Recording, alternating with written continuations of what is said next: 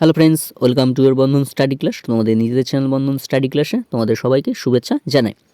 তোমরা যারা ক্যালকাটা ইউনিভার্সিটি আন্ডারে পড়ছো, বিএ থার্ড সেমিস্টার, তোমাদের যাদের এডুকেশন CC3 GE3 আছে, মানে সোশ্যোলজিক্যাল ফাউন্ডেশন অফ এডুকেশন, এই সাবজেক্টটি তোমাদের যাদের আছে, তাদের এই সাবজেক্টটি তোমাদের টোটাল 65 মার্কে পরীক্ষা দিতে হয়। তা এখন থেকে তোমরা কী কী 5 অ্যান্ড 10 মার্কসের প্রশ্ন পড়বে সেটা একটু দেখে নাও এবং খাতায় নোট ডাউন করে নাও। এখানে যে প্রশ্নগুলি নিয়ে আমি আলোচনা করে দেবো এবং ভেরি ভেরি ইম্পর্টেন্ট, এবং সেইগুলিকে আমি স্টার মার্কস দিয়ে দিয়েছি। এইগুলিকে বেশি যদি গুরুত্ব সহকারে পড়ো, অবশ্যই তোমরা এর মধ্যে কমন পেয়ে যাবে 100%।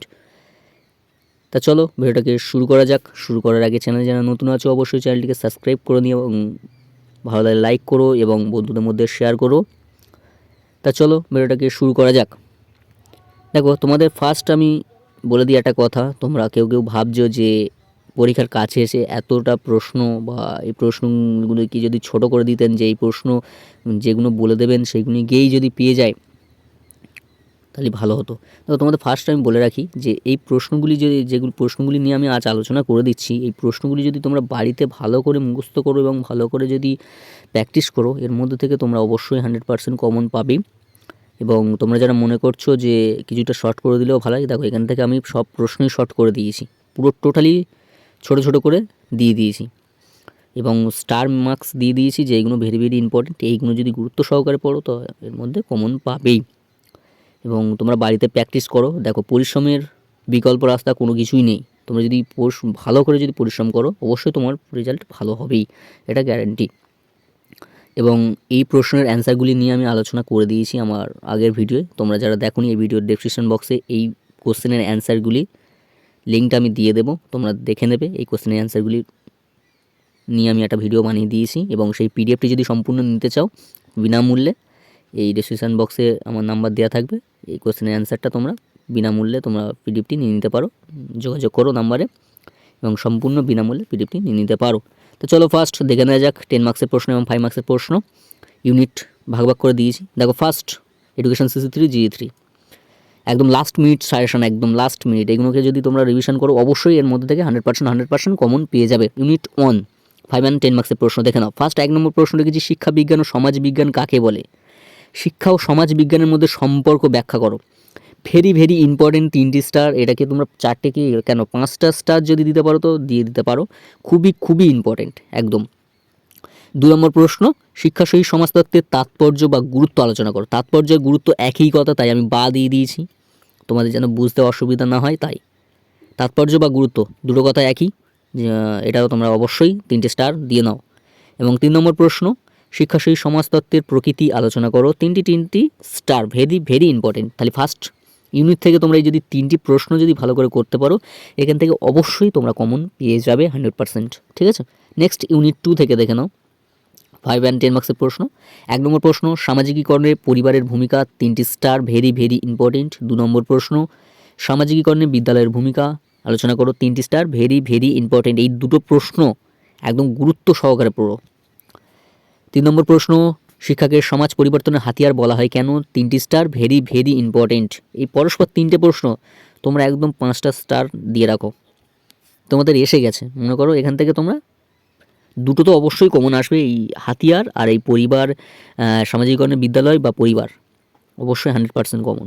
ঠিক আছে, 4 নম্বর প্রশ্ন, মুখ্যগোষ্ঠী ও গৌণগোষ্ঠীর মধ্যে পার্থক্য। এটাও 4টি স্টার।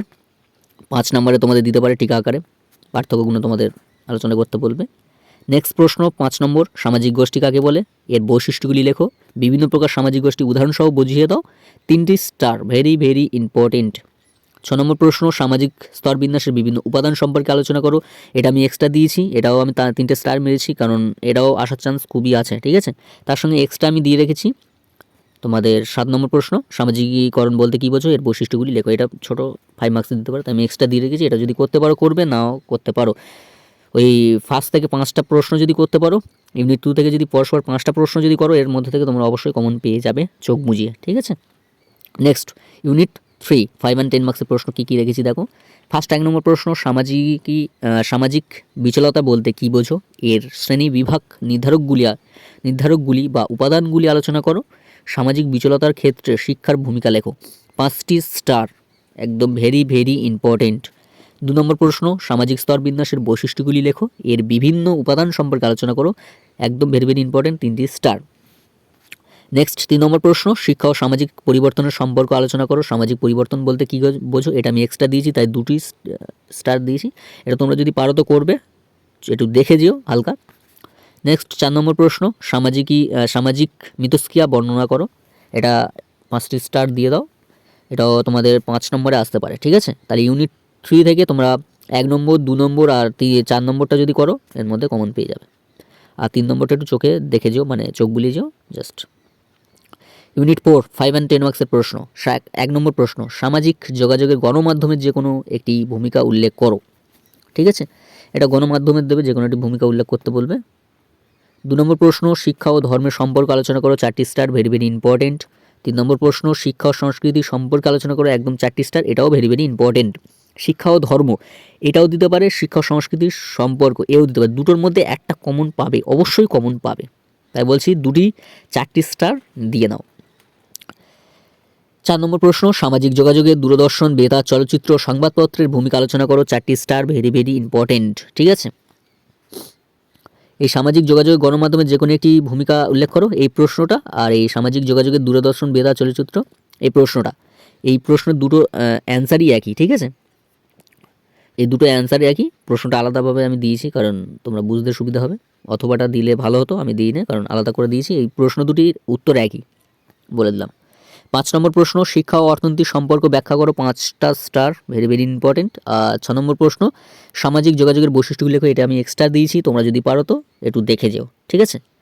এই যে প্রশ্নগুলি দিয়েছি, এই প্রশ্নগুলি যদি তোমরা গুরুত্ব সহকারে ভালো করে এখন থেকে যদি প্র্যাকটিস করো, অবশ্যই এর মধ্যে থেকে 100% কমন পাবে।